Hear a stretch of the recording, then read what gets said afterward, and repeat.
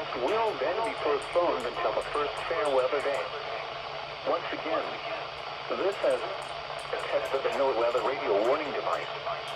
We now return to normal programming.